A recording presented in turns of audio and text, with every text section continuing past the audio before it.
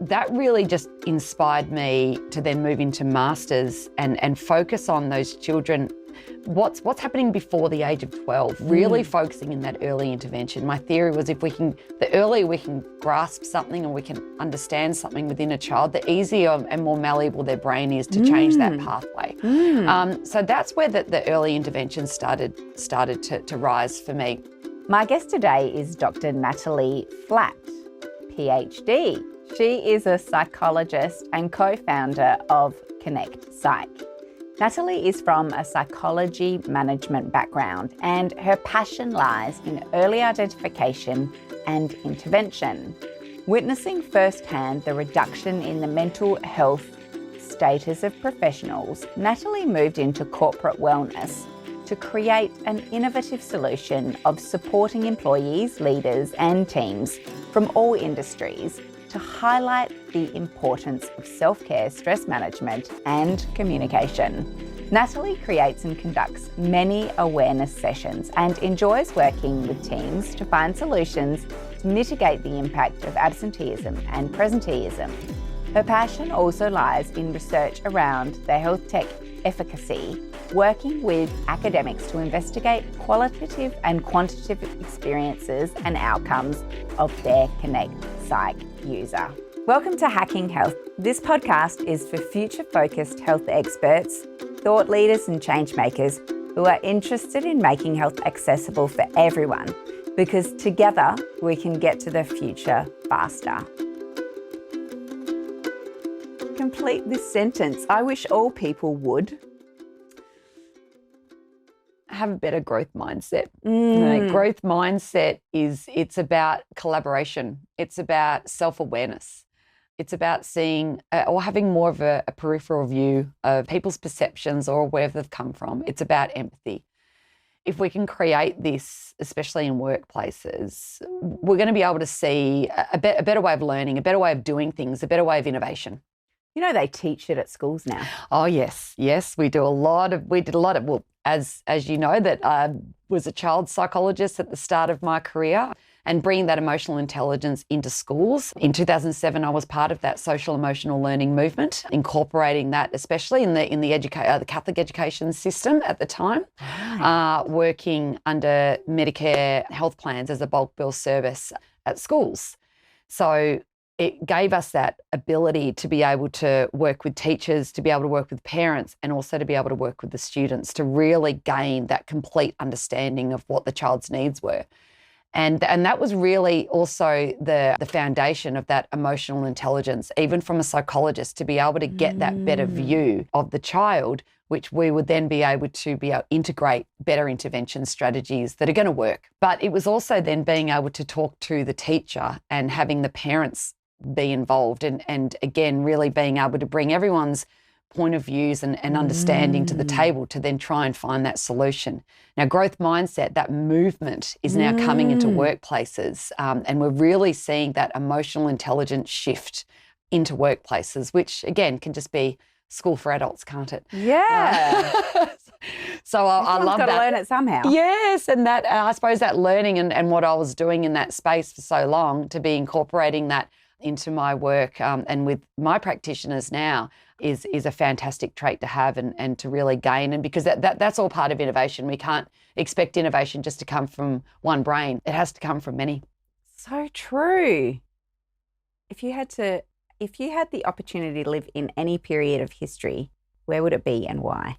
Sarah, I really like the 1960s. I feel that was really open. Apart from, I always think of the 1960s as Archie's comics and, being at the, drinking shakes and burgers and, having all the cool cars and the surfing. Quite like doing all that cool life. It was a great movement for women. It gave women a lot of rights. It really brought women to the forefront that they can also be workers, and really creating a little bit more of that equality. I felt that's really important movement. And being part of that movement would have been for women meaningful for you. Absolutely as an innovator. I love that. Yeah. I love that. What inspired you to create your career? Well, firstly, I suppose in mental health. You can tell us your journey and now in health tech innovation. I have always had a passion for psychology and understanding how people think and how people feel and then how they react. I always really had a passion for children. So when I started my, I suppose, dare I say, my journey within psychology, probably in, 2001, when I went in at Monash University, finishing off a science degree and looking really at funnily enough, zoology and psychology as a mix to look at behaviour modification. That then really allowed me to move into, modifying behaviour and behavioural disorders within children into my honours. That really just inspired me to then move into masters and focus on those children. What's happening before the age of 12, really focusing in that early intervention. My theory was the earlier we can grasp something and we can understand something within a child, the easier and more malleable their brain is to change that pathway. So that's where the early intervention started to rise for me. And looking in instance in there was actually body image in tweens and seeing where media and peer influences was. I mean, obviously very different back then. Yeah. I went into private practice and just felt a bit green, to be quite honest, but got offered a fabulous PhD topic, bringing a therapy called one session exposure therapy over from Sweden and advertising that in Australia within children around phobias. And this really started to push me onto the innovation path. From there, doors opened.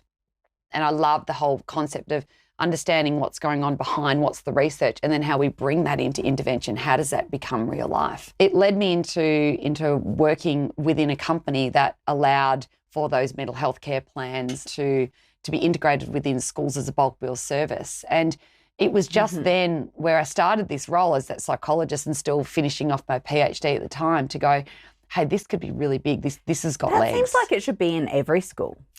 Yes, exactly. And at that stage, we're in around about 11 or 12 schools. So it was a little bit of a light bulb moment for me from a business perspective. And so I sat down and I wrote a SWOT analysis and I presented it to the CEO and I said, I know this is a big thing, but I feel that I could take this next level. And so within around 3 or 4 years of being able to really focus on that, we grew Australia-wide to around 600 schools. I got nominated for Young Businesswoman of the Year. In Victoria, I became a Victoria finalist, so that was really, really amazing. But again, it was around that intervention, early intervention, and being able to focus on this in primary schools. So I'd like to say that we made a really good impact with many, many, many children. It's amazing. Yeah. So then that led me to, which was really interesting because I'd be doing a lot of work, even in group therapy with children. And then I'd want to be able to teach the parents on saying, look, I don't have that magic wand. There's things that need to be done at home and there's also things that need to be done in school. So I'd then start to set up some workshops for parents and then the teachers would go, that's great. Can you actually, come and do that with the teachers? And then all of a sudden because it's not something you can just delegate to, like, as a parent to a psychologist who comes into school sometimes. No, exactly. So engaging the parents and then engaging the teachers. Engaging the teachers and really getting a whole rounded view of how we can tackle and create the best solutions for the student. And then how that obviously then helps other students too. And what ended up I'd finding is I was getting higher and higher up the rank of doing these presentations. It'd be the principals network and then it'd be the department. And all of a sudden then we'd start getting the phone call, how do you manage, how can you help us from a one-on-one perspective, managing the staff, and I thought, this is getting into the employee assistance program. But also, it's too big for me as one person. Huge. So at that stage, I thought, you know what, I've been in this space as a child psychologist for it was around 15 years at that stage. I thought, what's next on the map? One of the biggest, I don't want to say regrets, because at the time, one of the biggest highlights for me is that we didn't capture that data.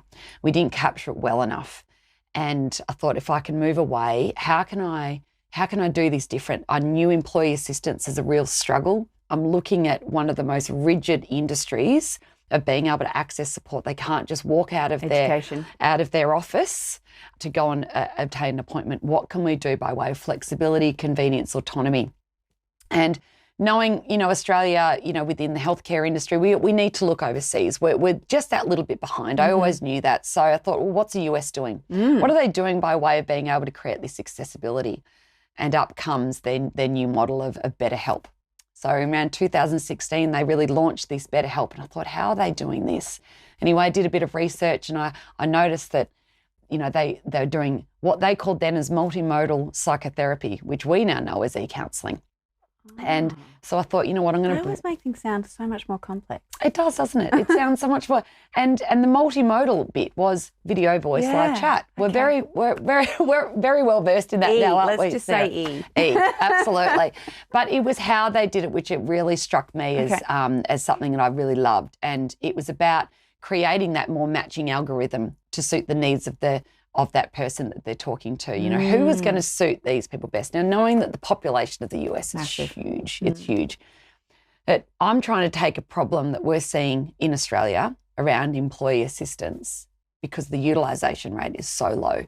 How can we actually create that accessibility? How can we create that convenience? But most of all, how can we create that autonomy for people to use it?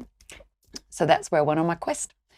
Connect Psych Services was then born in 2018 and really launched at the start of 2019, really focusing on that clinical lens of employee assistance rather than the organisational lens. And so it's not just in education, it's much broader than that now. It's across all the 19 industries. And for other organisations, for those people who are directors of organisations, the psychological safety of employees is part of their obligation. So it makes that so much more accessible for staff. Absolutely. And so much easier to then be discharging your duties as a director. Hugely. Because you're genuinely supporting people at a time and place that works for them. 100%. It's the anonymity. It's not having to get up from your desk or saying that I need half a day off to get to that face-to-face session. Our practitioners, they work from 6 a.m. to 11 p.m. 7 days a week. So you've got that convenience for the employee based on what they want. The transport industry, it's when people are on the road, when they've got that isolation. The male-dominant industry where they don't want to reach out. What can we do by way that really creates that, that online disinhibition effect where when you do have that session, bring your authentic self. We can bring our authentic self, and our sensories are more familiar to us. But it's also about changing the culture. Absolutely. To create that as it's okay to access this opportunity. 100%. Yes, it is. And it's proactive. It's not about being reactive. No. It's not about waiting to the last minute to then be able to access the support. We want to be able to show and understand and teach our employees and our customers, what are some symptoms that you can jump onto now before they then get worse. It's that preventative, and it's also the early intervention piece. Yeah, that awareness. Like, I've got a team member who's at uni who is a new driver and recently had their very first car accident. And after that, they said to me, I think I'm going to talk to someone about this, knowing that it was quite, it was not, no one was injured, but it was obviously a shock. And it was obviously something that she thought could impact her into the future. And so getting onto that, I was like, that's so mature. Yes. Well, there's the early intervention, probably the washout of bringing that into schools and seeing how the different generation is, they accept that rather than the older generations. It's like everything will be okay. It will be okay. And more often, sometimes it isn't, and when you move from that acute stress that girl sounded like she's into post-traumatic, sometimes we don't know that that bridge. Interjecting. What would you like your legacy to be? Look, it's really nice to know that, women can have it all. You can be that mum. You can be that working mum. You can be the innovator. You can be still the socializer. You can be the mum that still wants to cook the nutritional meals. I feel that, if we can do it with a way of balance, and we can again do it as that collaborative approach. And I also see that in the workplace, mental health area. We can't just look at mental health as mental health. It's not about being siloed anymore. We see this in GP clinics, or we see those in multidisciplinary clinics where we have a lot of allied health incorporated into a clinic where we've got the GPs or pediatricians or psychiatrists, and then even, moving again now into the nutritionist perspective.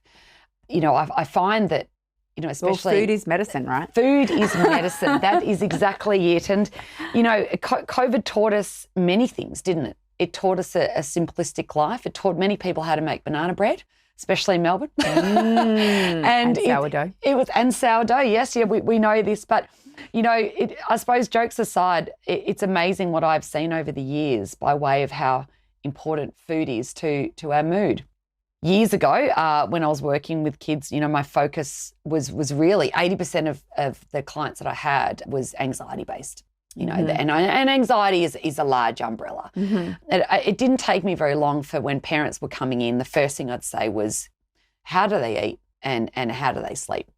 Because you're seeing those connections within anxiety, is that the sleep and food is really important. And for adults as well? For adults as well, yes. So, with the anxiety piece, especially within the children, they would go for more bland foods. They'd go for more processed, refined white foods because it was familiar, it was, digestible. Sugary. And it was sugary because of the cortisol and the adrenaline that a lot of anxious children use up. They need those high carb foods. So the area, moving into looking at, how the gut plays on the brain and the neurotransmitters there, it wasn't just there.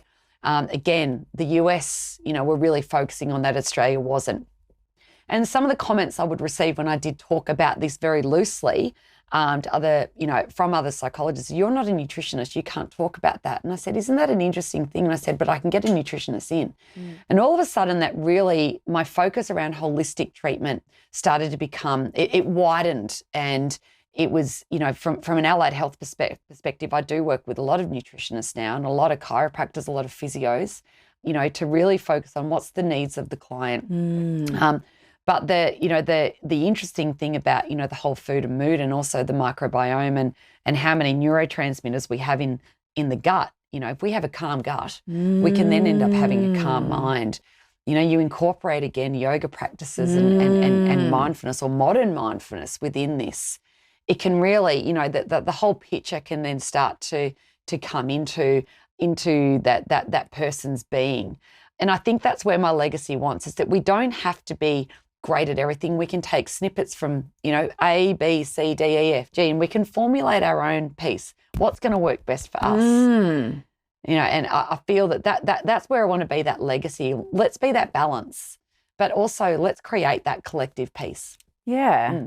What can you tell us about some key collaborations you've been a part of and how have they positively impacted mental health, innovation and support? One of my favourite key collaborations is our contract that we have with Bendigo Health in Victoria. And this is the hospital where we got offered essentially part of funding for a project for the Cancer Wellness Centre and how we could innovatively support the patients, but then also the families of the patients that are going through cancer treatment. When you think about a cancer patient, you think about not only the appointments, but the sensitivity or the fragility of their body at that time, the prone to infections and having to be able to be in places that they need to predict and that can be very familiar to them.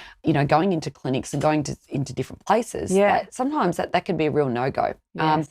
So we create the e-counselling area. We decided that we would create a face-to-face kind of pods or hubs within the Cancer Wellness Centre where they could come in post-treatment, pre-treatment, to be able to have an e-counselling session. But also the most important area was how we could then reach out to their families.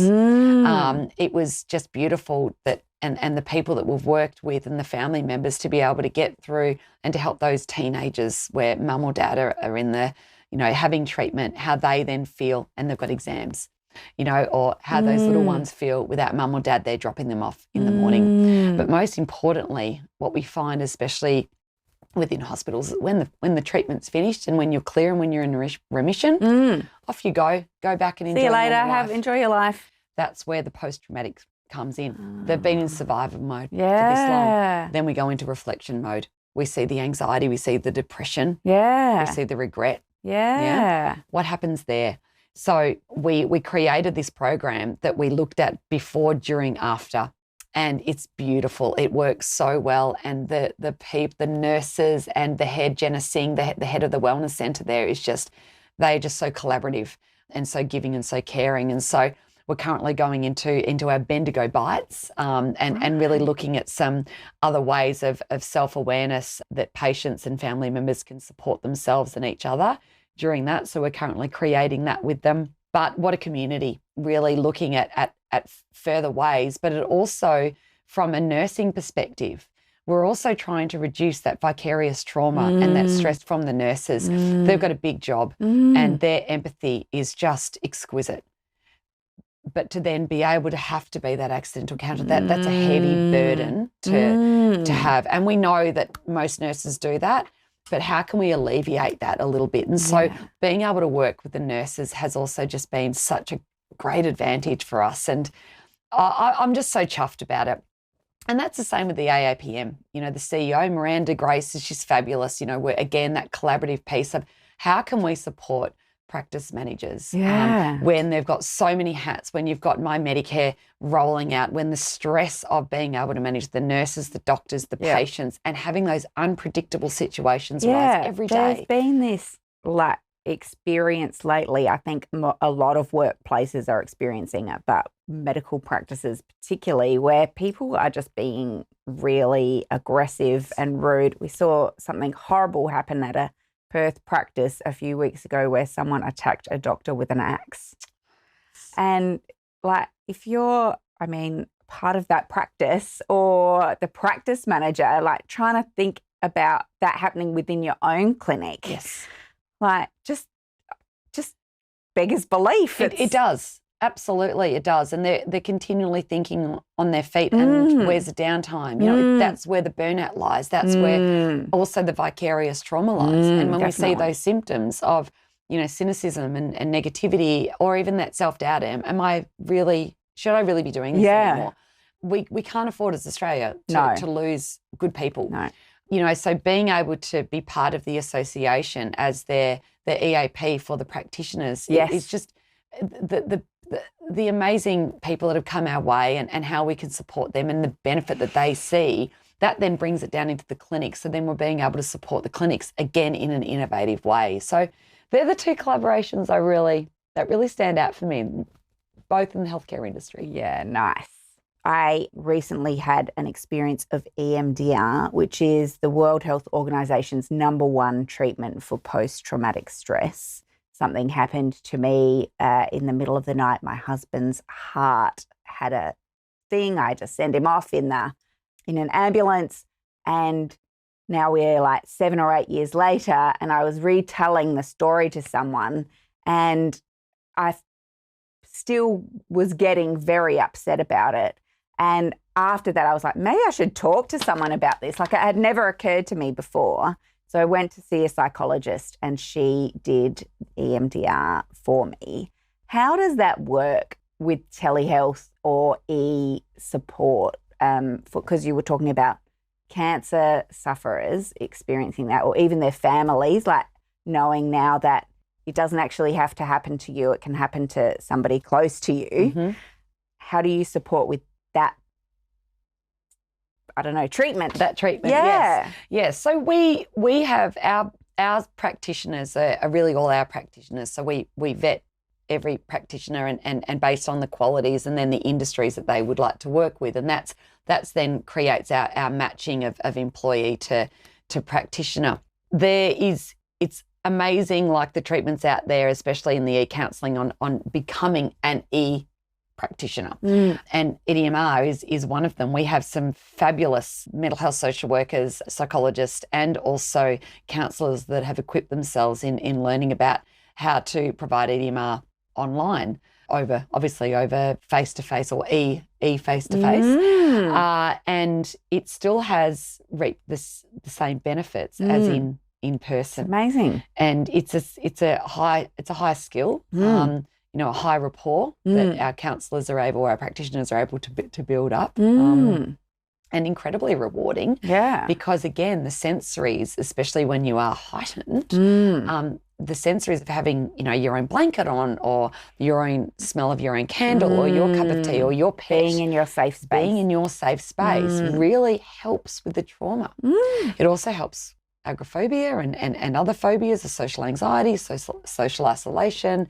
So we've just seen all these amazing benefits. Amazing. Yeah. What are some common misconceptions or myths that you encounter, and how would you like to clarify or debunk them? Okay. I don't have a magic wand. That was always one of the ones I used to say to parents. And as much as I'd love to, and I always used to say, I wish I did have that magic wand. It's a team effort. It's all about collaboration. And if we can work together, I can provide you and I can guide you the skills, and I'm there to listen, but you've still got to do the work. And that's what we try and say. The next one is, I'm not a mind reader. I can pick when you may feel uncomfortable. I can pick when things might make you feel really upset. I can sometimes pick that when I can say things, what might that reaction be, and those, dare I say, those triggers or those reactions. But I don't know how to read minds. You still have to learn that communication. And we can do that in ways that are going to make you feel most comfortable. I'm more that Rogerian style practitioner with some CBT strategies on top, rather than that full confrontational CBT psychologist. You don't need to see a psychologist or a practitioner when things get really bad. I've been talking a lot about early intervention. Know the signs and symptoms. Learn about, what's making you feel or your behaviour change, and what's going on in your life that might need, dare I say, a bit more of that fine tuning, or might need a bit deeper understanding about why you might be reacting there. Early intervention is the key. We know this. We know this through the statistics now that we see within the Department of Health.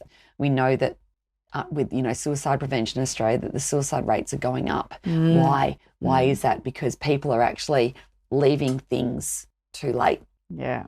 Let's see if we can move it down the line. There's mental health symptoms to, then from people when they can start to see symptoms to when they actually get treatment can be around 9 years. Wow. So we want to be able to then move, create that movement of, even around 3 to 4 years, if you then start to reach out for help, is going to be better than waiting for that 9th year. Yeah. What else is there? It's not a sign of weakness. Yes. That's the biggest that one. Culture. Changing the culture.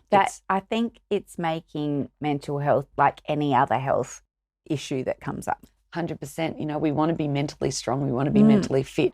We want to understand, why do we react in that situation? How can we react better? How can I manage that? Relationships have really taken a whack during COVID. People have changed. That's okay. Okay, let's have a little bit of level of self-compassion. But, that might be a big change for you as well. So going in and exploring that, it takes courage to change. It's true. They'd probably be my biggest ones. What are your hopes and aspirations for the future of mental health, both in terms of technology and societal attitudes? And how do you envision your role in shaping this future? Such a big question, Sarah. I think that we need to digitise. If we can create some centralised platforms where we can start to see some predictors come through. And we look at, part of my other role is working at Superfriend as a role around that mental health advisor and that innovator there. And what we're doing is trying to create workplace data and data sets and data points, and how that can connect to clinical data points, and all that, how that can then connect to societal mental health claims and government and legislation, and what that whole picture looks like. How can then we be able to get in front of that?